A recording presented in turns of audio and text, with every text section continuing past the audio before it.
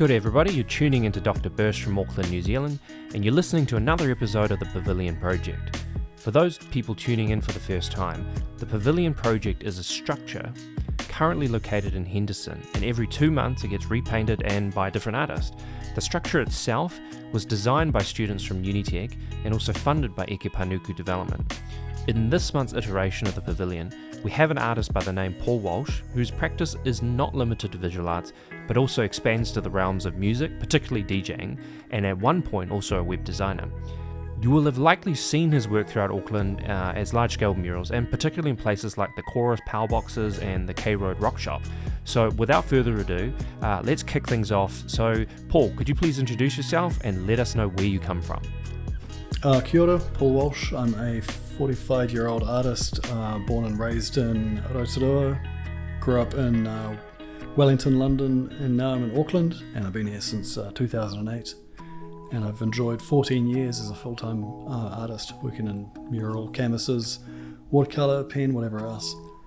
Awesome, man. Could you take me back to where this journey began? Because I know you were raised in Rotorua, but you were also from London.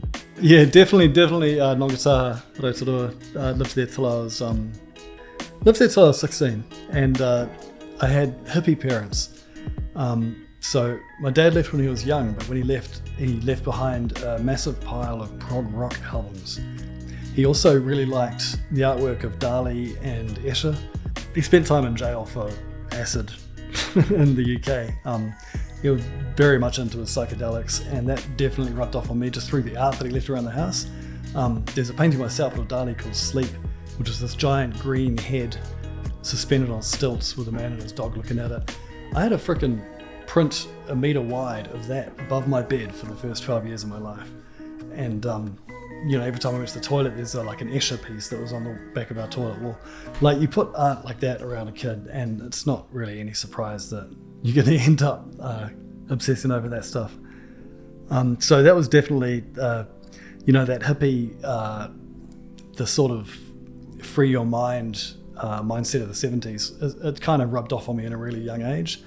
And also the literature that came along with it. There was sort of a lot of science fiction and fantasy. The very much, how to describe it, the exploration of the mind and the universe that happened at the same time. Like the 60s and 70s were all about that, and you sort of saw it coming through the literature and the art and the music and everything. And that was my grounding. And then I had punk rock influences. I had friends that were into skating. I had friends that were into hip hop, and growing up I sort of took all of those and folded them into the art that I love. But the art, my art style, I think, is definitely influenced mostly by the 70s psychedelic sort of concept art for albums era. Coming back to 16-year-old Paul Walsh, were you already interested in the arts at secondary school? Oh, totally. There was I didn't study it at high school until after I was about 14 or 15, and I got real bad marks because I couldn't follow an idea through for the whole year. Nothing's really changed with that. But I sold a painting when I was about 14. One of the first oil paintings I did on a big panel. It was like a train going through a scene from my room, so it was kind of like it was already like a surreal juxtaposition. I think Rene Magritte was my biggest influence for that sort of early stuff I was doing. Just take an outside view and an inside view and try and blend them together. That sort of real basic surrealism feel. Anyway, I did a painting and it was sitting in my bedroom, and one of my mum's friends saw it and was like, "That's awesome, I want to buy it. I'll pay you $80, like 80 real dollars, actual money." And then after that I was like, holy shit, I could make a living off these things. And I was like 15 or something, and I remember specifically thinking, okay, my goal in life is now to be an artist and sell paintings and live off that. And it took a long time to actually get to the point where that was my job, but I've had about 14 years of that being my job now. Yeah, I remember the painting I was doing when I decided that too. I was like, and then I found a cafe where I could sell them, so I started hanging them in the cafe when I was 15. Shout out to the Fat Dog, and sold a few through there, and that just solidified it. I was like, that's my job, that's me. Love it, bro. I mean, that's a huge step to take, and I guess during that time, you moved to Auckland. So what was the catalyst for making that decision? I ended up in Auckland. First of all, I had 10 years of Wellington and London and that was like my university. I did theatre and film. I specialised in doing soundtracks for films and short plays, and short films and plays. And then I moved on to London, and all through that time I was DJing, and DJing was probably one of my main income earners throughout that period. I was always still trying to do art and painting. Like I did some crappy stencils and stuff in Welly. I remember my first piece, old Juice and Specs from the TS crew, gave me a few caps and sort of talked me through doing a real crappy piece down the Shapers Park there, which was used for a flyer for some dance gig we were doing. Yeah, so I always had an interest in street art and graffiti and that getting, painting as big as I could, but I didn't know anyone else that did it. I didn't know where to get cans, I didn't know where, I didn't know how to get started. So I did what I could with stencils and house paint and whatever else around Welly, and then London when I moved over there. Ran up and down the canals at night, painting random characters. Didn't have a phone with a camera, didn't even have a camera at all for a lot of that time. I was living in a sort of semi-squat in East London, and living on the bones of my ass. I was actually unemployed for about 2 years while I was over there too, and that was not a nice city to be unemployed in.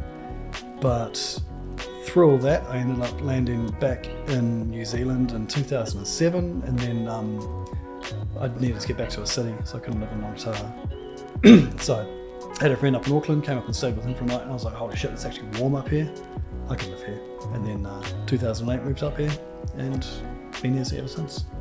I'm going to need to backtrack a little bit, because I didn't know there was the Wellington part before Auckland. So was Wellington where you were first introduced to things like graffiti and like urban art? Yep, I still remember the first time I ever saw someone painting with a spray can in the street was old Scream, Kane Smith, Wellington OG legend. And I saw him painting outside Gordon Harris when I was in there. Was it Gordon Harris? Whatever the art supply store was, when I was in there getting some brushes. I actually stood out there and watched him for ages. I actually gave him a painting that I was carrying around at the time too, which I think he's still got. And then just through being involved in music, music and art, in particular graffiti and urban styles of art, have always gone hand in hand. And then seeing like Dan Mills did some pieces around the Radioactive studio. I remember meeting DLT up there and gave him a sketch of a piece that I was sort of planning out on. And that's when I got these tattoos that I have too. It doesn't really work in a visual format, but I have like really budget 90s, almost wild style tattoos that would come from that time too, when I was writing Nervous. And then that's like a very abstracted version of that. But again, it wasn't something that I had friends that were going out piecing. I didn't know anyone that was really into it. It's not really a scene where you can, hang around the train tracks all night hoping to see someone and run along after them. It's like you sort of need to have a crew to start with, and all my friends were in music and DJing and then like making weird films and stuff. I didn't really know anyone. And I don't know any other artists in general. Like it's always been a very solo thing for me, in almost every sense, but that's cool. When you first started spray painting in Wellington, were you producing pieces, characters, or maybe a combination of both? So I started out, well, first of all, I'd always been a canvas painter. Like I always thought, if I paint canvases and find places to hang them and sell them, that's the career that you need to do. That's, I grew up reading about the famous old artists, and it's always oil on canvases. So I always kept trying to do that. Quickly realised that it doesn't matter how good your shit is if you don't go to the right art school and know the right people, and then the galleries don't really give a crap about you. And if you don't show a body of work with a similar style, then you're not going to build up that sort of, they want to see investments, they want to see piece, There's a whole bunch of checklists of sort of things that the dealer gallery scene looks for, and I was ticking none of those boxes. I was literally sitting in the street in Wellington and in London. I'd paint little canvases and go down, put a blanket down and sit in the street trying to flog them for like $20 each or something. I remember sitting outside Big Ben over in London on that bridge there where all the hawkers were, with a bunch of little canvases that I'd painted of Big Ben and touristy things. And there was like a special whistle that one of the guys would do when the cops were coming, and you had to like just scoop all your stuff up in your rug and put it over your shoulder and walk off. And it was like me and this dude selling peanuts, and this guy had a photocopier and a wheel bag that he was like selling prints of photos for tourists, and just straight hustling. Like it was just, I got moved on by the cops multiple times for just sitting in random places with canvases trying to sell them, because I had no fucking idea how else to do it. And what period of time was that again? That was in my 20s, so it was like early 2000s that I was doing that. And I was still finding like bars or cafes or shops or anywhere I could hang them. But yeah, I just had no idea what to do. And then eventually, it wasn't until I got to Auckland in 2008, through the magic of the internet, found some guys who were doing graph, because they posted a piece on the Hip Hop NZ forums, and I was like, shit, that's the water tank up the hill from me. And messaged the dude, and I was like, yeah, next time you paint that, can I come along and paint a character with you guys? He's like, yeah, sure. And so that's how I ended up painting with DSA, which is like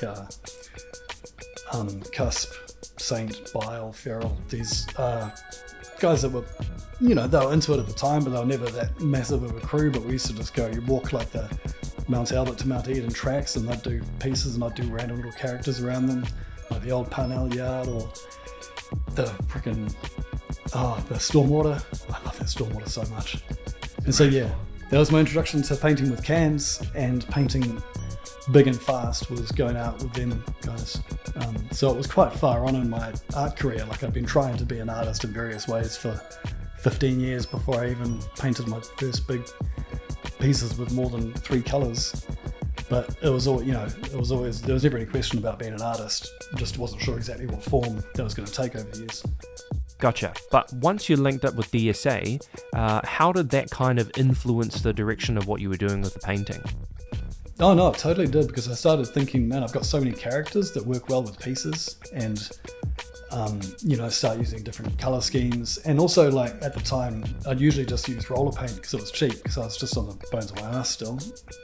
Could I never afford like 2 or 3 cans at a time, so I'd get like 2 blacks, 1 color, and then use a roller paint for the fills. And so it sort of made me go back to my more cartoony styles that could actually work with that. Roller out a big shape and then turn it into a character with the outlines. And so it made me you sort of have to learn to draw again when you start writing, when you start using spray cans. It's so different to pen or brush or anything. And I was like, okay, I'm an okay artist in these formats, but when you start going big, and there's a reason, like a lot of graffiti shapes have the same flowing sort of shapes to them in general, because it ties in with your body shape. That's why throwies are the size they are, because that's the curve of an arm. And that sort of made me re-examine what I was doing and do things that could work into that style more. So I started doing more outlined characters, and then that sort of led to being able to, getting this. Once I got the skills of getting that big that quickly, and then I could do more color and shading and stuff, and then I could start doing. Well, that's when I did like the Grumpy Cat piece, which ended up being a big thing for my career, bizarrely. Of all the frickin' things I painted, that one. When you were hanging out with DSA, was there ever any pressure to conform to painting pieces, or did you stay relatively focused on painting characters? Oh, they did give me shit for having a bad hand style. That was definitely I was trying to learn. I've always tried to improve my hand style, but my handwriting to start with is fucking terrible. And it's just translating really bad handwriting to doing a hand style. And also I don't like the repetition of it. I don't like to be painting the same thing over and over again. That's just me. It's always been I've always sort of harmed my career by not doing the same thing over and over again. A lot of artists can do that and refine it and change it a little bit, but keep on doing recognizably the same sort of thing. And I've never had that in my background, in my wish list. So I'd always come up with different characters, and then try and do lettering alongside it. As I've gotten better with the can, I think the lettering's come along from that, because they very much go hand in hand. You can have really good letters on paper and be shit with the can and not get there, or vice versa. And I'm only just at the point now where I think that I can do both, but I'm almost too old for it. It's graffiti's a young man's game, dude. I'm not looking to be out there at midnight running around the tracks dodging freaking lights. It's just I don't know. I'm happy with what I got up there. I got a few dozen big illegal characters up around on the walls of various cities, and didn't document them all, but that was my groundwork to get to where I am. I just want to backtrack a little bit again and reflect on your time studying film and theatre in Wellington. What was the reason or motivation for choosing that path? Because that's quite different than going down, into a career for visual arts. So when we had school productions, first of all, I went to a boys' school. I went to Aotearoa Boys High. And I realised pretty early on that if you do art things at Boys High, I was like the only one in my year doing that. So I'd have to go down to Girls High to do it, which is just down the road. And so we'd have theatre productions down at Girls High where I'd be down there like every day for months at a time. And as a randy little 15-year-old, that was awesome. I figured out pretty early on that if you did any kind of artistic courses, you'd go down to Girls High for it. And then I really enjoyed the stage design, the set design, the soundscapes, and also just painting, matte paintings, I guess they're called, for backgrounds of stage. And so that whole sort of physical side of presenting a scene and setting and creating an environment, that really appealed to me. And it's the same thing that I try and do with artworks in general. Either inserting something into a scene to change the feel of it, or painting a scene that has something weird in it to escapism again. And coming back to the conversation we had during the Pavilion, you mentioned to me that you had like 30 plus jobs or something in your lifetime.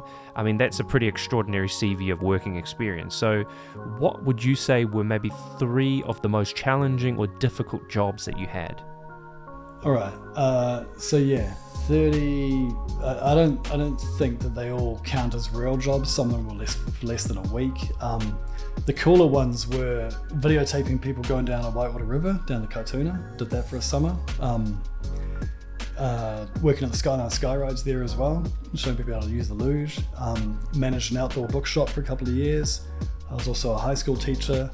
Also stood on a sign stood on a street corner holding a sign for a cafe for like 5 days. That one sucked. Worked at the vinyl counter in HMV, the biggest record store in Europe at the time. And then just a whole bunch of other random cleaning. Many years in the kitchen. All sorts of roles in the kitchen as well, from washing dishes right through to sous chef. And I wasn't much of a grill chef because I've been vegetarian for 25 years, and that doesn't really make you a very good grill chef. But I did everything else. I did all the desserts and breads in the kitchen. Just whatever I could do to get by, I was working like 2 jobs all the way through university and failed a few courses, and that took a year longer than it should have because of all that. And then, my most recent job before I became a full-time artist was when I moved to Auckland. I was one of the lucky people to get onto the artist's dole. PACE, is its official name, Pathway to Arts and Cultural Employment. This thing still kind of exists, but the problem was that musicians heard about it. So if you remember back in the early 2000s, there was this really good period of New Zealand music. I'm talking maybe like up until about 2010 or so, a year or so into National coming into power, which was not a coincidence. And so it was Helen Clark's brainchild. Thank you, Auntie Helen. Pathway to Arts and Cultural Employment. The PACE scheme became known as the Artist's Dole. And so essentially it was, you'd go to WINS and you'd say, look, I think I can have a viable career in this creative field. Can you give me the help to do that? And they'd put you in touch with mentors. They'd give you access to, recording, cheap recording time if you're a band, or sort of PR people that knew about that. And I remember going on one of the courses, old Dominic Coe, he was on one of them with me. And various other bands, all the, who were they? State of Mind were on it when I was on there. We had PNC had some time in there. I think a lot of the Fat Freddy's guys were on it. A lot of that really great music that was coming out of the country in the early 2000s is largely thanks to PACE.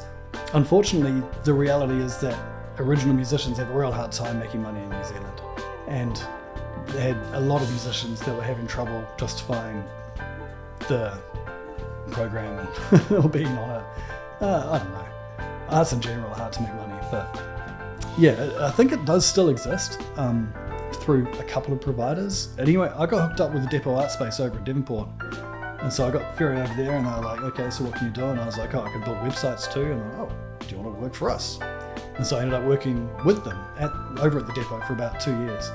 And that was awesome because it meant that I basically took on clients as a web designer, but I didn't have to worry. Like I'd get, they were doing the Task Force Green thing, so I'd get my wage regardless. And so I could kind of pretend to be an independent web designer while I was working there and getting a guaranteed wage. And it was just perfect to learn how to deal with clients and deadlines and meetings and all that crap. And so yeah, I had a couple of years of that, and that really helped set me up to go off and be, first I was trying to be like an independent web designer / artist, but web design sucks, especially by yourself at home. Yeah, I could imagine that being quite an isolating career, just doing the coding all by yourself and just sitting in front of a computer. But my question for you is, how the hell did you even get into web design? DIY, bro. I built my first website in the year 2000 using HTML written in Notepad. And that was all because I got a job at an email cafe in Wellington at the public library. And I lied to get in there, and he was like, oh, you know how to use email? And I hadn't touched a computer for about a decade. And I was like, yeah, sure, it's easy as. Got a Hotmail address the next day, and then I was like, okay, I've got to build myself a website. So I set about learning that while I was sitting there looking after these computers for a year. Yeah, and so I ended up getting a crappy career as a crappy web designer for a few years, and then eventually the art became more of an earner and transitioned into a full-time artist from that. That's wild, man. And so, between working as a web designer and an artist, where does the DJing part fit in? Oh, the DJing has always been there, way back. I've been doing DJing on radio from when I was 14. In fact, I was on Rock 99 back in back when there were no other types of music around. I actually got fired from there for playing the Beastie Boys. That's insane. I mean, is it because it fell outside of the definition of rock? The song Sabotage rocks harder than any fucking Van Halen's song ever rocks. But I got fired. I was doing the Death Till Dawn. I'd go on at midnight and play until 6 in the morning and then stagger off to school from there. And yeah, one night, one of the guys was listening at about 3 o'clock in the morning and he heard me play Beastie Boys, and he was like, we don't play rap on this station. Even though there was a massive poster that I was looking at saying Beastie Boys and Helmet right there in the freaking studio. But no, I played rap, and therefore I was out of there. I kept on doing DJing from there. First Radioactive, and then Bass FM up here. Radioactive grew into gigs down there. My first ever gig in public was opening for Rockers Hi-Fi at one of the Orientation Week gigs, alongside Lewis Tennant, who's still a good friend of mine. And then when I moved to London, it became more of a regular income because there were so many more places. So I'd have like maybe 2 or 3 residencies a week and DJ'd around there, mostly bars and pubs, and didn't like DJing to people that were dancing too much pressure. I'd rather have like a 4-hour set and just chill and drink some beer and listen to some beats. Played at the Gathering, New Year's Eve parties, alongside I'm On Star from Rhombus. He was the MC, I was the DJ for quite a few years there, and I was doing like a sort of, before dubstep was dubstep, there was digital steppers dub, and that was my vibe for the late 90s. Sort of real heavy, dance floor oriented, quite up tempo, but still dub, reggae influenced dub. And then yeah, DJing is still there, but I don't play so much, maybe once or twice a month now, and mostly just at Hallertau. They've been awesome for the last decade. I've been a regular resident DJ at Hallertau, out west and out in Clevedon. I mean, yeah, those regular gigs must have been nice. I've also read online somewhere that you have quite an eclectic mix of musical interests. What genres of music do you listen to? I think when I'm DJing, I quite often do it like chronologically. Like I really like my Mississippi Delta blues from the 30s, 40s, 50s, for example. The Howler Wolf and Muddy Waters stuff. And then that you can follow this thread going through predominantly black music of the last century. You go from the blues into early rock and roll, which turns into funk and soul and the sort of more dance floor oriented stuff. And then I'll sort of follow that line along with the jazz, funk, blues, building up to the more modern interpretations of that. And then of course hip hop, which takes those influences and remixes them and blends them and And then I try and stay on top of what the kids are listening to, but oh god, I'm too old to be a DJ as well. Yeah, I mean, I guess it's always going to be a little bit difficult to keep up with all of the kind of new developments of each genre of music. Have you ever made your own music? Oh yeah, it was terrible. Awful. Is there anything out there that we can listen to? No, luckily I think there was one on a Radioactive compilation CD, but it's like my main thing at the time, the production duo Cold Cut, I think I mentioned them to you. I see those as like the musical equivalent of what I've been trying to do with art in general, because they got famous for doing the Eric B. and Rakim 8 Minutes of Madness remix of Paid in Full, which was one of the first hip-hop remixes that A, took the original song and blew it up into something else, and then B, actually blew up as it got really popular. This is a journey into sound. Like, people know that. It's inside out, hip-hop fans. And Cold Cut, amazing in that they've been ahead of the curve in terms of not only embracing digital technology, but just sampling and remixing, and their approach to that was very much influenced by like what the early De La Soul were doing, and Beastie Boys with the Dust Brothers, and just taking all of these disparate samples and blending them into something that's so much more than the parts. And I see that, like, hip hop and graffiti are obviously hand in hand. Graffiti's doing the same thing, taking these industrial painting tools that are made for painting fences and houses, and then creating art with them in places where it's not meant to be. And it's the same way that the music borrows from the past and creates this vision of the future. Love it, man. I really like what you said to me about the crossovers between punk culture and graffiti when you were painting the Pavilion. You talked a little bit about the kind of DIY culture or nature of those two kind of practices or realms. Could you explain a little bit more on your thoughts on that? Yeah, so I've always been split between punk and hip hop as my two musical loves, and dance music kind of grew out of those two as well. And hip hop was very punk to begin with as well. It still is. It's very much the black equivalent of punk music in terms of being appealing to an urban, working class, disaffected audience. In terms of taking old styles of doing things, as in the old rock band setup, stripping it down to basics and just injecting it with that energy and rebellion and anger that you get from being, forgotten about in this urban environment, and you want to have a voice, and it manifests in different ways. And punk rock has always been a DIY culture, do it yourself, and I've absolutely embraced that when it came to basically everything I've done artistically as well.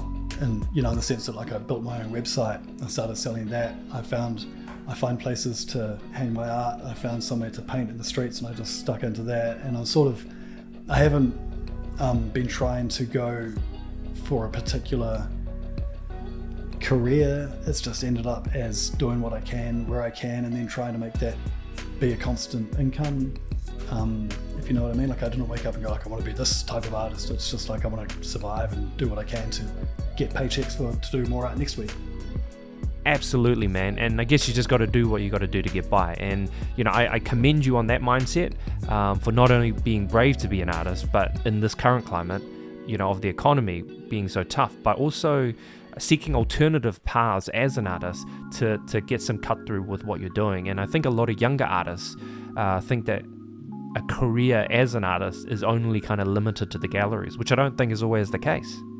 No, I've never really gelled with the art school mindset in that sense, and I very much agree with that, because for me, I think art has been elevated almost too much over the last century and a half, I'd say, almost blended in with celebrity culture in a way, and giving artists the benefit of some sort of super higher sense of consciousness, which therefore that painting is therefore worth that much, and then the dealers can spin up these legends and make them worth even that much more, and then they make a lot of money for other people that aren't the artists along the way. I just think artists should be treated more like craftsmen. Like if you go back 2,000 years, ancient Greece, and you're building a house, You get in the plumber, you get in the tiler, you get in the mural artist, and just another craftsman, and they're part of everyday life. And the arts are, and then that means the artists have a regular income. The artists are treated like tradesmen and actually live.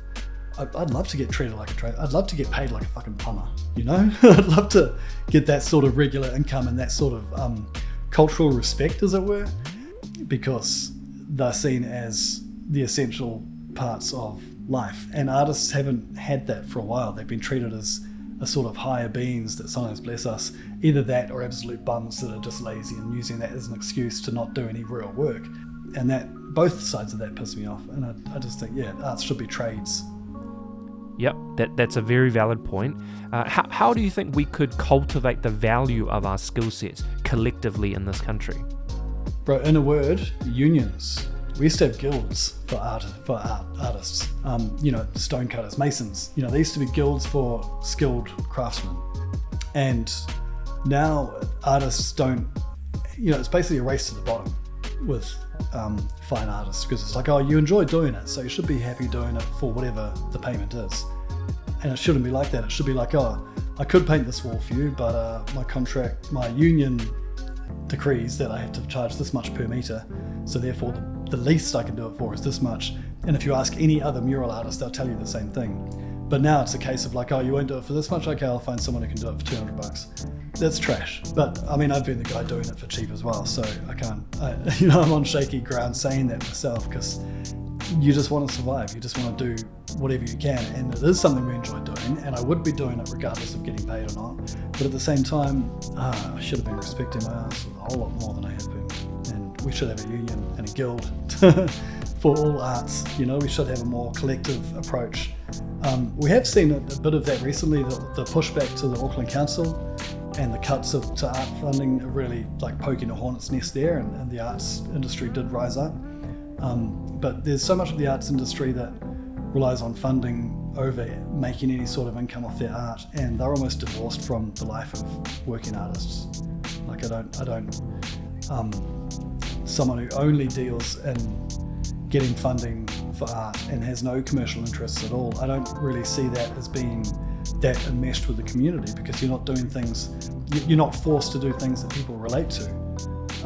Whereas working artists are like, okay, the audience likes this, and so I should be trying to, it dumbs down a bit of what you do, sure. It's less of an artistic auteur sort of one-man vision, yeah, but at the same time you're engaging with people by doing things that people enjoy.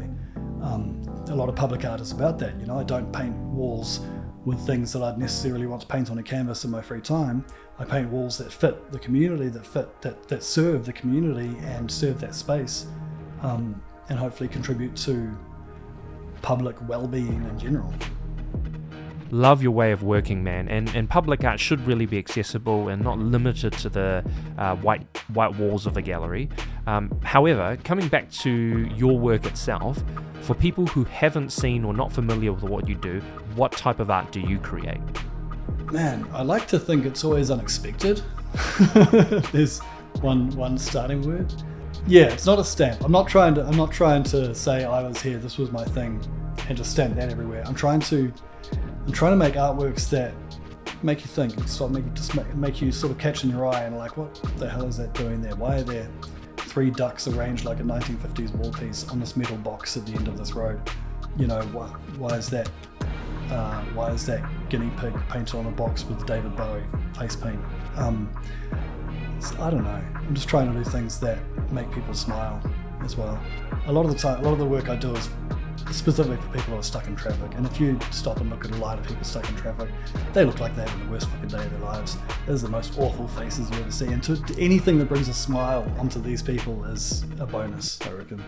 And I've read online when I was doing some research about you that you have also, or the media at least, have described your work as kind of pop surrealism mixed with memes.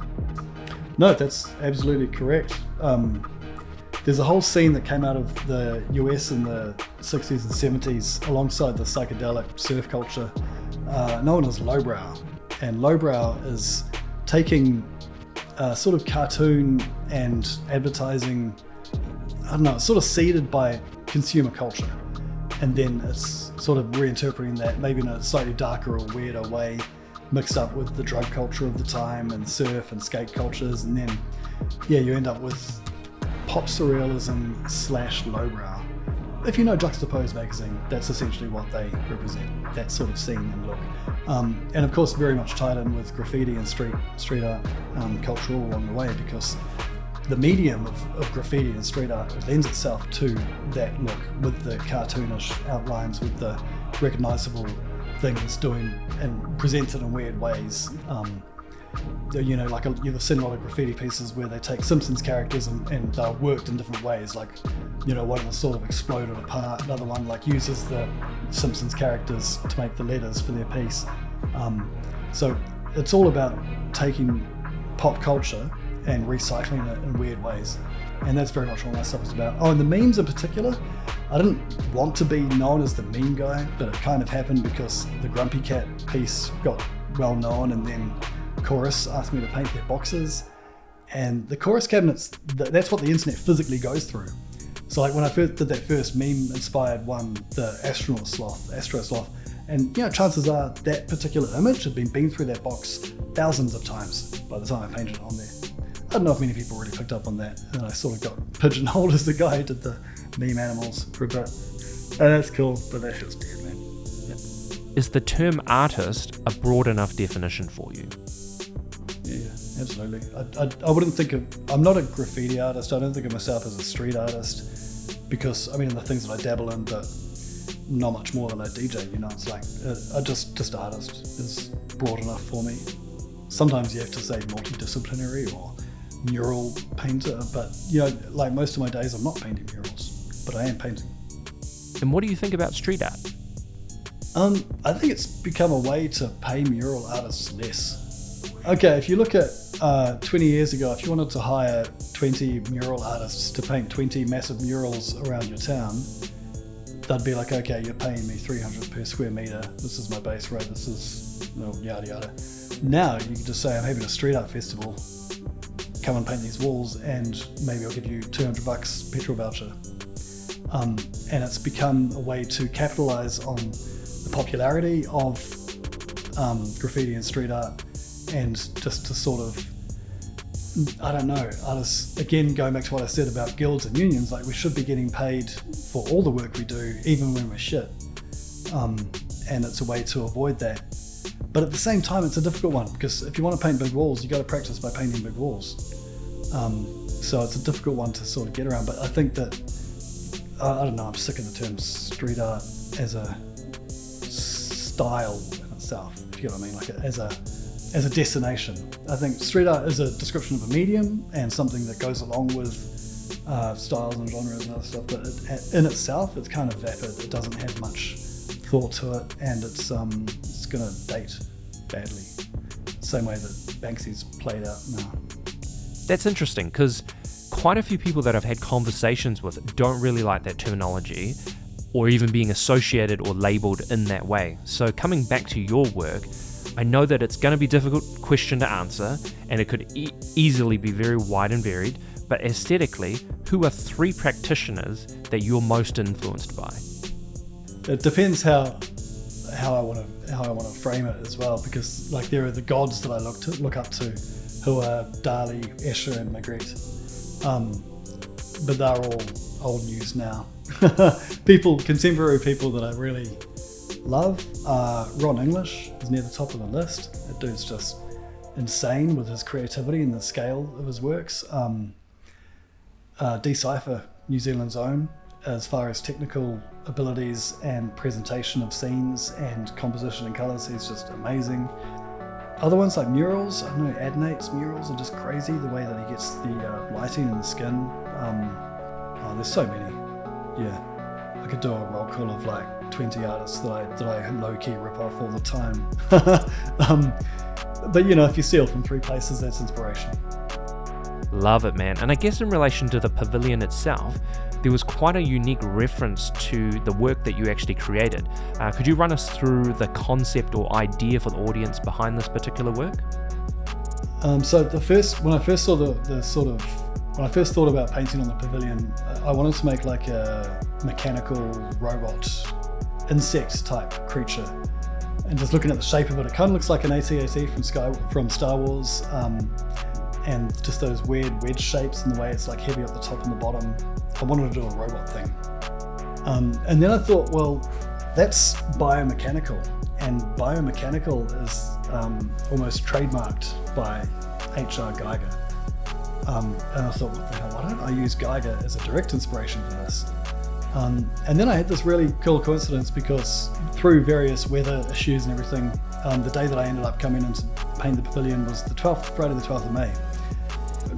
Looking up Geiger references on my phone that morning, and it was like, H.R. Geiger died 12th of May 2014, so 9 years earlier. And I was like, okay, it's got to be him. And so yeah, Geiger, his work is best known for the Alien designs from all the Alien movies he's been involved in some form. But he's been doing that biomechanical stuff for a while before that, and in various ways after that. Very much loved by like tattooists and heavy metal and pop culture. He's an artist that got into pop culture through that and through those different mediums, as opposed to being famous for being an artist. And I don't know, that appeals to me as well. You know, like a lot of the greatest artists we've had end up working in fields that aren't fine art and aren't seen as great artists because of that a lot of the time. And that's, I don't know, that appeals to me. But yeah, Geiger in particular, big influence ever since I saw those Alien films back when I was way too young. I think we saw Aliens, the James Cameron one, when I was like 9 or 10. And man, it had an effect on me. But yeah, just his way of taking mechanical engineered parts and fusing them with organic pipes and tubes and eyes and bits and pieces.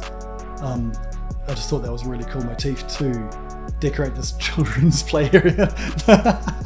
You get some alien tentacles up in your kids' playground. But surprisingly, quite a lot of kids that actually came through on the day really loved what you created. Yeah, well, I mean, if you look at what kids consume these days, look at horror games and Roblox if you're a parent. This stuff is mild. And I purposefully stayed away from the worst parts of Geiger. I mean, he gets some pretty scary imagery in his work, but at the same time, it's all presented with this, just the sort of way that he treats lines and shapes and the organic, mechanical stuff. I could easily just riff on that and use that as inspiration for doing a PG version, you could say. So yeah, the eyes are about the freakiest part, but that's all. And in terms of the technique you use to create the work on the pavilion, it's quite different than your normal paintings, which are usually freehand. Could you explain a little bit to our audience about the process of using the stencils? Yeah, I don't usually use that many stencils. Never used that many stencils on one piece, in fact. But that was just, it was a quick way to create mechanical areas. I mean, I used to think I could paint straight lines, but then I realized, hang on, if I actually get a ruler and stick it next to it, nah. When you do mechanical stuff, it really does help to have actual straight lines. Can save you so much time. And it was just, to fill all of these sort of weird little angled pieces and spaces and facets of the pavilions. It was cool to find a way of throwing different stencils through and getting this routine to sort of, just make it a lot faster, so I didn't have to plan out each bit too much. It was just like, if I drop these bits of wood on there and then spray those, then what shape does that make and where do I flow with that? Which I think worked well with that sort of the biomechanical feel, because you're getting the mechanical from the stencils and the bio from me doing freehand around it. Yeah, I tried to keep a few of the motifs going, like with mainly because they were the stencils that I had, but also like it makes more visual sense if you can see a similar shape a few times and you can sort of understand the whole concept a bit more. And going from the Pavilion project to another project, you mentioned earlier a little bit about the Grumpy Cat, and I know this actually went viral online, so could you tell us what happened there? So yeah, it was a murky night in about 2014, and I'd had a few too many beers, and I was like, I want to paint something. And we live right next to this dog park, and the dog park up in the middle has this big ugly water tank on it. which I'd painted, don't tell watercare, but I'd painted like a dozen times before that, random things up there. And then one night I was like, oh, it'd be funny to paint in a dog park. And this is 2014, so it's dated now, but Grumpy Cat was freaking everywhere at the time. Well, that'd be funny to paint a really big Grumpy Cat sitting there looking at these dogs. So yeah, I went into that, took about an hour using roller paint fill and then the light of the moon to try and do the face on this thing. And it got really popular, like people freaking loved it. And then it blew up online as well, on Reddit, and then spread from there to various other places. And it was my first one that went viral in any way, I guess. I think it helped with the photo that I took with our dog standing in front of it as well. But yeah, like if you do a Google image search for Grumpy Cat in the dog park, there's still, you know, hundreds of results that come up with places that shared it, and that just freaked me out. I was like, holy shit, this.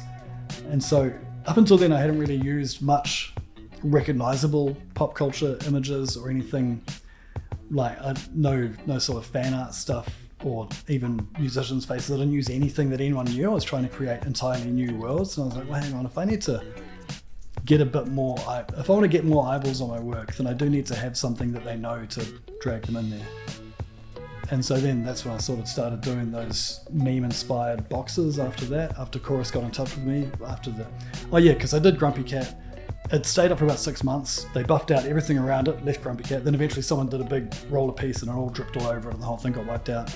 And after that, a bunch of locals or regular dog walkers organised a petition and took it to the local board, got a couple of hundred signatures to try and get Grumpy Cat back. And the local board were like, I guess if he wants to, it's not our asset, but whatever. But that got in the news. They got in the Central Leader. And then Chorus got in touch with me through the newspaper after seeing that. That's epic, man. And at this point, were you trying to remain anonymous? It got in the news and I was anonymous for that. And then Chorus contacted me via the newspaper. And like, do you want to paint our boxes? And I was like, I guess I'll put my name on it now since I'm out here painting in the middle of the day with the hivers on. And then I was just like, I couldn't be bothered using illegal names anymore. It was Paul Walsh. But then there's about another 6 Paul Walshes in Auckland alone. And so when I went to get a library card, they were like, you need a middle name. Okay, X. And so I was like, oh, fuck, I'll use that my artist name too. Inspired by David X. Cohen, one of the writers for Futurama. Because in the Writers Guild, they can only have one person of each name, and there was already a David Cohen. So I was like, okay, I'll be David X. Cohen then. So yeah, if you see the intro credit for Futurama, that's the inspiration. But I also painted the dog from Verrot Flats up there after Grumpy Cat got buffed out a few years later. On the night that Murray Ball died, I was really sad, and I was like, I want to commemorate that dude because he made my childhood. And so I walked up there and I painted the dog looking up at a star, looking kind of sad. And Watercare eventually put graffiti guard over that and little tags on it saying, if this is damaged, let us know, we'll fix it. And they've got me up to help touch it up, and they look after it now. It's now a very treasured little piece of art up there. But again, I didn't sign that one. That's just for the community. I didn't even want to have my name publicised around it. Oh man, I absolutely love his work. And I guess kind of just moving back to the Chorus boxes for a moment that you've painted, could you tell me a little bit of how that project came to be, and you know what's kind of developed from it since? Because you've done a whole heap of them, and I know that since you started that's kind of had a life of its own. Oh man, so there've been quite a few painted Chorus cabinets that I'd seen around, and then they contacted me and said, you can paint our boxes if you want. Because in the newspaper article about Grumpy Cat, I said I just want to paint something around our neighbourhood to make it more interesting. And Chorus were like, yes, there's our man. And they contacted me and said, you can paint our boxes. And I did maybe the first 10 just off without getting paid for them, just because that was fun. And then Chorus were like, okay, we really love these, we're going to pay you to do them now. Not heaps, because basically the more I did, the less they were able to pay me because they only had a set budget for it, and I wanted to do heaps. But if we work with like a local board or something, they can put in a bit of cash too, and then I can spend a bit more time on them. Basically, I just saw an opportunity to get weird art out into the city and paint during the day and get paid, and it was just everything I wanted, and I just went freaking hard on it. I think I've done 90 Chorus cabinets now. Over 100 if you count the other ones for other companies like Mercury and Vodafone and 2 Res and all the folks that I've done boxes for, but yeah, over 90 of the chorus ones, because they're the best looking canvases. Man, that might be a New Zealand record, right? I think it is. I'm actually, if you look up the Wikipedia page for utility box art, I'm the first listing on there. I think it's a world record for utility boxes by one artist. Unless someone's got a stencil somewhere. Do you have a top 3 that maybe comes to mind? The that frickin' lizard, what's it called again? The space gecko that I just did at the end of last year. That's possibly my favourite. Astro Sloth, because he was an early star that got it rolling, and it was pretty much just copying the meme onto the box, but I still love the dude. Piggy Stardust would be up there too. He's the hamster with the David Bowie, because that has a special cute little story to it. My kid's kindergarten was 2 doors down from where their box is, and that hamster is based on the guinea pig's based on the guinea pig they had in their rocket, who was a little shit. Bit me so many times trying to get a photo of his face. Yeah, that'd be the 3 most special, I should say.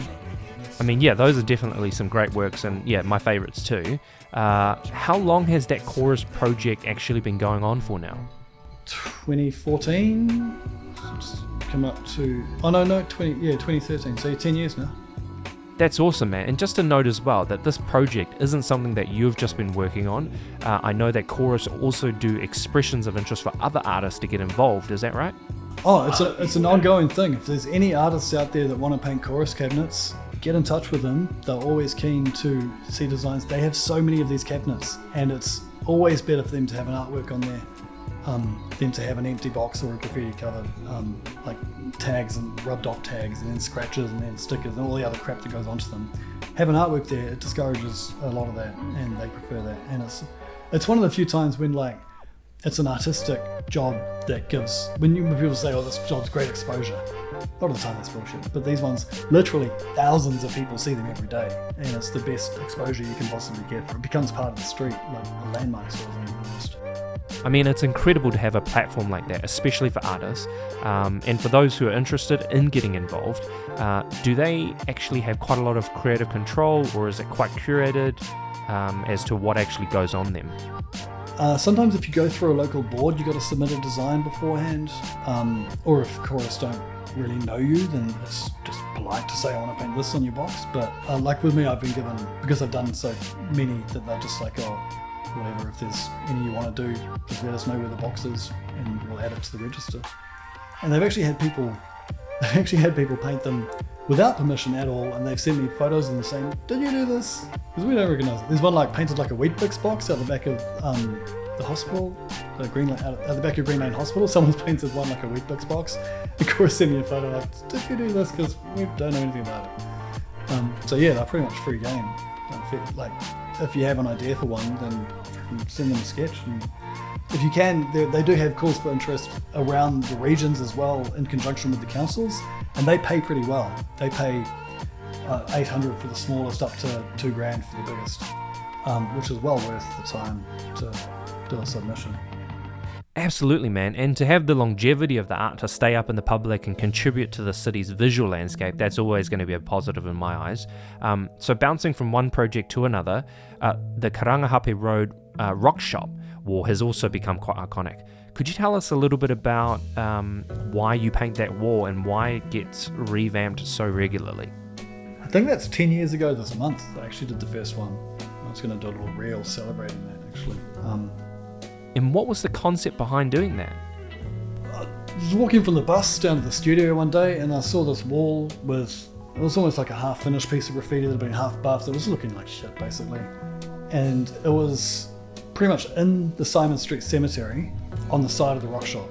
And I was like, man, if there's not a perfect place to do a tribute wall to musicians, it's just the set, like the fact that it's a cemetery and it's off the road, but it's visible to so many people, and it's on one of the biggest music stores in the country. As far as like musical instruments go, the rockshop is, the kings of buying a guitar in Auckland. And it was like, well, that's pretty much made to be a musician shrine, if you will. So I talked to them about it, and they're like, oh, we'll talk to the landlord. And the landlord was like, yeah, it's cool, as long as you do John Lennon first. Okay. So I did old wife beater John Lennon for the first one. And then, I mean, I wanted somewhere to practice doing big scale portraits as well. And it's a decent size. It would be nice if it was a bit taller, because I sort of have to squeeze them in or sort of prop them quite hard sometimes to get them big enough to easily do. But yeah, I repainted that, I think 12 times now. And who are some of the musicians that you've painted? Bowie and Prince, the big ones. Leonard Cohen was the one that made me the most depressed. Richard, Chris Cornell. No, I haven't actually done Hendrix. I was trying to do ones that were like that passed while it was up. And I've missed a couple. Like I didn't get to do Lee Scratch Perry or frickin' Lemmy from Motorhead. And it has a lot of the times it is them that request it, so it's not people that I'd personally choose, but they are icons of rock music. They really wanted Van Halen, but I really don't like Van Halen, so that's one few where I had to put my foot down. Sorry to any Van Halen fans.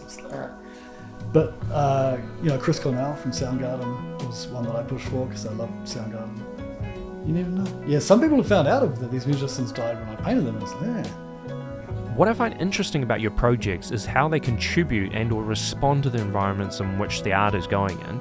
For example, it's very community or kind of people friendly, and the viewer is obviously invited to engage with the work in such a way that it's like enjoyable and something like, I mean, in contrast, I guess, to graffiti, which is sometimes put in places where it doesn't belong and kind of screams for your attention. I mean, I'm not a very confrontational guy in most ways.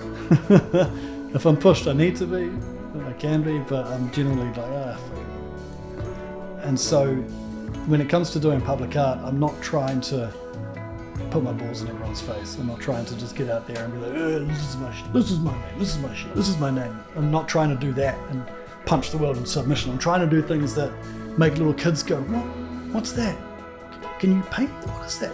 I'm trying to do things that old people can actually understand, and stuff that just appeals to the most people possible, because hopefully it'll make the world a better place for as many people as I can. You can't please everyone, but I'm trying to make more people happy than I would if I'd just been doing stuff that I was interested in.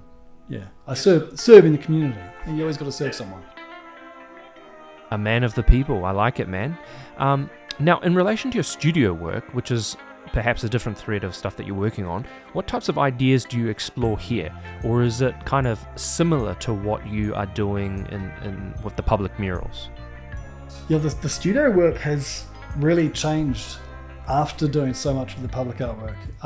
It's really changed what I do in the studio. A lot of the times it is sort of repeating things I've done on the streets in a studio setting in watercolor or canvas or whatever, because I see that they have appeal and I got to pay rent, so I make a product with that on it. But the stuff that I used to do exclusively on canvas, and now I occasionally do, it definitely has more of a 50s, 60s sci-fi feel to it. Like the latest paintings I've been spending way too much time on, urban paleontology, where it's like dinosaurs in scenes in photos I've taken around Auckland. I freaking love dinosaurs. I'm a complete nerd in so many ways, and that's a big one. And give me half an hour if you want to know what my favorite dinosaur is, because I got a list. And so and then like before that it was like space exploration. I did a series of like trying to imagine what the environments would be like on different planets, and then painting little exploratory robots or people spending their first night there, and thinking about exoplanets and where they could be. And there was another one that I had, it was about 12 years ago now, I did a series called They Came From Mount Roskill, which was imagining these weird alien creatures invading Auckland, and then I'd take different photos around the city and I'd have these creatures like stomping through city streets or standing above Kingsland Station or something like that. So yeah, the more personal stuff definitely goes more into weird sci-fi than the stuff that actually sells the most, or that I paint in the streets. Would we ever see much of the studio work in the streets? Like, is there much of a crossover? Yeah, in terms of the boxes, the cabinets that I do occasionally, like the space gecko, I forget the name of the freaking thing. That gecko, that painting is an example of like my love of sci-fi coming into public art by marrying it with a native thing. people know. But no, generally I try not to disappear at my own ass in public too much. And what are 3 or maybe 5 of your favourite sci-fi films? Blade Runner. Blade Runner's the king, for sure. I have always loved, if you look at the first 2 Aliens films, going back to the Geiger, the first 2 Aliens films have this duality of everything I've ever seen. The first one's a horror. One alien, tense, slow, spooky in space. The second one's action. James Cameron, explosions, flamethrowers, hundreds of aliens. And so those 2, I think, taken as a whole, are this perfect sort of pair. I get different things from different films. I think Annihilation was one of my favourite ones recently. I think it was a Netflix film, but it just did, like, visually, it did some really interesting things, and the idea that alien lifestyles or alien creatures will be so alien to us that our senses won't even be able to comprehend them. That's something that I've always really pinged off on. The idea that, it's like the multiple realities hypotheses. The idea that perhaps the reality that we call real is one vibration of the matter that we exist in, but there could be another reality entirely superimposed with our own that's vibrating at a different frequency that we can sometimes interact with, which we see as ghosts. And that's one of the multiple universes hypotheses. And that's shit. The edges of our knowledge that science is pointing out there saying, we don't know what the fuck's out there. You try and ask a theoretical physicist to explain gravity, to say, what is gravity? They can't. Like, there's still these massive question marks in the universe and the way we experience it. And I just love when you get your brain up there and you sort of press your face against the glass, go, what the fuck is out there? And that's what inspires me the most, is art that does that, or takes you there. And cinema is the best for doing it. Yeah. I mean, I've always had an interest in, I wouldn't call it paranormal, but it's the edges of reality.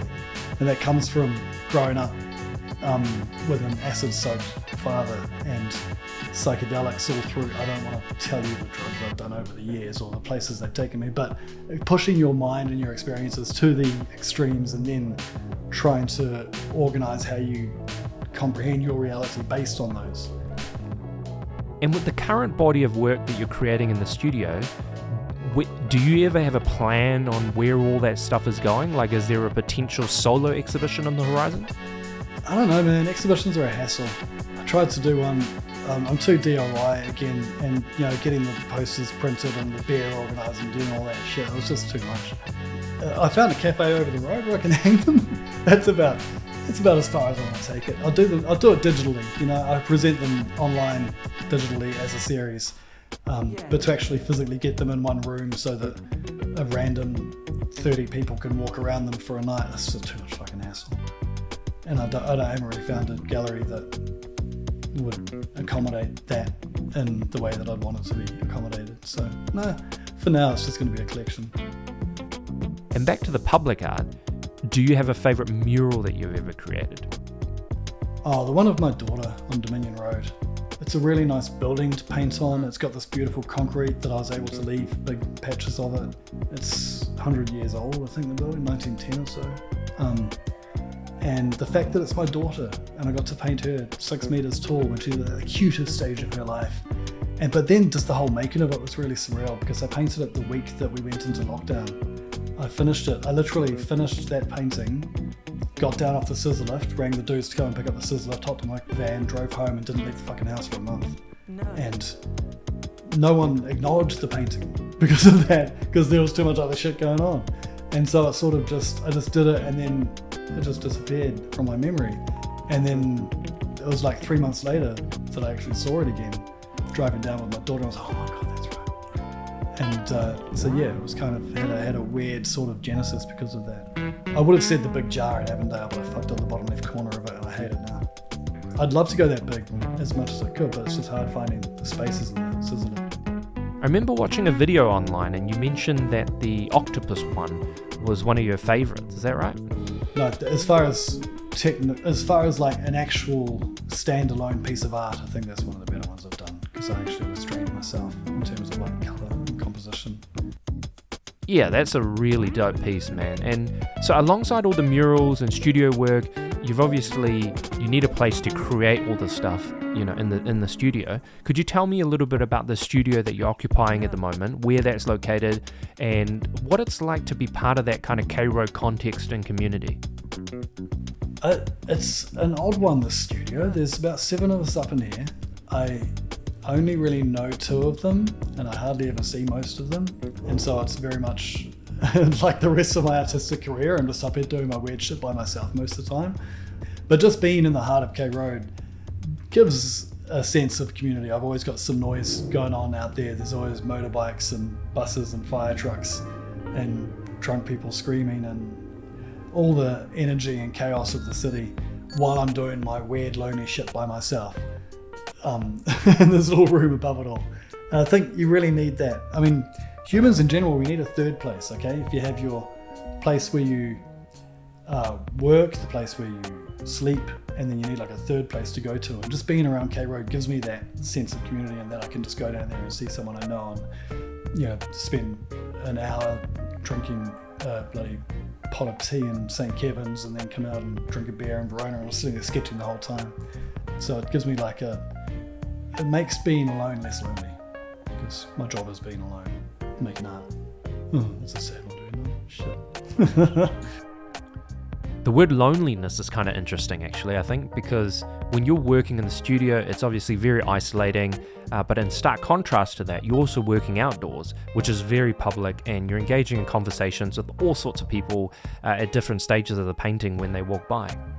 Yeah, I mean, I think I can put on a good impression of being an extrovert when I need to be, and I can chat a lot of rubbish to any random folk, anytime. But at the same time, I think I'm actually an introverted person that just puts on that act, and that probably comes across as arrogance a lot of the time because of that. Because I don't know, I tend to talk without really thinking it through enough or something. I don't know. I mean, I have quite a few sort of social anxieties that have definitely hindered my career as an artist, because I don't go to parties and openings. I don't like being in crowds. If there are more than like 4 people around me, I get really freaking nervous and I'm looking for the exit. It's not agoraphobia, it's not any particular type of anxiety that I know of in particular. It's just a general uncomfortableness around too many people. Makes it hard to be a successful artist for sure, because you sort of have to create work that goes out and does that work for you. And so a lot of the time people go, oh yeah, I know your work, and then that makes me feel even more paranoid. So, oh God, what have I heard? What do they know about me? Fuck. I'd rather just not be known as the artist and just have the work be known. That's the ideal place for me. So you want to be recognized for your work rather than your name. If you were having a conversation right now with an aspiring artist, what advice would you give to them if they were wanting to kind of get involved with the mural business? Just be consistent. Try and find something that is a unique voice, that a unique way of presenting your stuff, and do it consistently, and turn up and treat it like a job. Put on a high vis, turn up at 9 o'clock in the morning, start working on it, pay your taxes, treat it like a plumber. And that's, for murals in particular, if you want to be taken seriously and get paid, you treat it like a trade. That's one thing I learned from my biggest mentor, Johnny for Hire, of course. Massive shout outs. I would not be anywhere close to where I am now if it wasn't for the help of that man, because he taught me, sort of took me under his wing when he was doing commercial work, and was like, okay, this is the job, and we turn up and we do the job. And I hadn't really, I'd done freelance work in terms of web design, I'd done creative work and painting for years, but I'd never really blended the work ethic with the art as much as I was taught to by him. And so that really helped kick me off. It's 14 years that I've been doing it full time now, and I spent probably the first 3 or 4 years working with him and alongside him, learning that sort of approach, and really set me up. 14 years of full-time artistry is a difficult thing in itself, but I also know that you have a family. So how do you find a balance between family and art? In some ways it's made it a lot easier, because I'm so flexible with what I do, and I can be like, oh, I can pick up the kids, I can take them there. My kids come into the studio quite often, they come on paint jobs with me. They're both creative and artistic in their own way. At the same time, my wife hasn't worked more than 20 hours a week for the last decade either. So she's been taking on a lot of the childcare. Like we sort of prioritized being with our kids and spending time with our kids over paying or over accumulating more money over that time. Very consciously chose to do that. I'd rather cut work short, be home with the kids, than pay for childcare so that I could do more work. And I think the kids have turned out better for it. I like to think. I mean, I've met some other kids and shits now aren't so bad. So if you hear like deathbed confessions, it's like, oh, I wish I'd spend more time with my family is the most common one by far. And it's like, yeah, I'm happy. I'm happy driving a 20-year-old van that's a piece of shit if it means that I've got to spend 20 more hours with my kids each week. Love it, man. And all those hours, days, weeks, and everything, I'm sure it's going to be worth it in the long run. And I guess, kind of in closing, what would you say are maybe 3 career highlights that you've achieved so far in your career? That Rugby World Cup one was up there. I was asked to paint 2 murals for the Women's Rugby World Cup last year. And one of them was on the back of Eden Park itself, which is a freaking iconic building to paint. So yeah, that's probably top of the list. There was, after the Christchurch terrorist mosque attack, I painted a piece in response to that, to remember the heroes. I painted that out on the Avondale art wall. There was a full-on, like the community actually gathered around it for a memorial service. There were hakas performed. There, people left plants and gifts and wreaths in front of it. And it became like I think the term's a fulcrum. It became like a focal point for the community to mourn and to pay respects to those people that should be honoured through that. And the honour of having an artwork of mine become something like that for so many people was just so overwhelming, man. It was just amazing. I'm straight tearing up just thinking about that, like to actually be involved. Yeah, I was actually asked to go to Christchurch and paint a bigger piece down there. And it was called 51 Flowers on the back of Pomeroy's pub in the eastern side of Christchurch. And so to be asked to go on and do that. And then I got to go to the New Zealand Eid Day as well. The Eid Day is the big Muslim. It's like the combination of Christmas and Thanksgiving for Muslims, as you could say. And so I got to go and paint the piece there as well. And I actually met one of the survivors of the attack at that event, and his daughter, which was pretty mind-blowing. So yeah, the honour of that is way up there. Man, after those two, got to the front page of Reddit. I think I had one day where my collection of my paintings got viewed 3.5 million times over about a 48-hour period. So yeah, that was pretty fun too.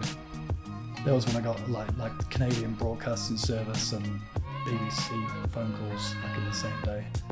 Awesome to hear how going viral can have such a kind of international domino effect, right? That's pretty nuts. And I guess just kind of in closing, we're getting super close to the end. What I'm interested to know is, what are the next steps for you with your art? I think just the blend of the same. I'm doing the commercial murals for people that pays for me to do the weird shit for myself that hopefully people like. And I think just keeping that balance, keeping that juggling act going is what it is, man.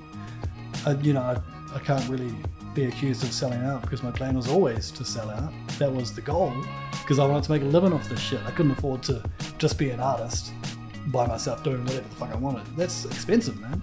I can't afford that. My ego would love it, but I got to do shit that serves the community, serves people, and gets paid.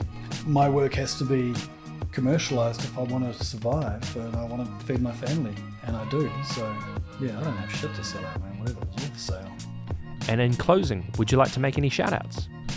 Oh, bro, just the biggest one to you for giving me this platform and letting me paint this weird shit in your pavilion. I hope it didn't scare the kids too much.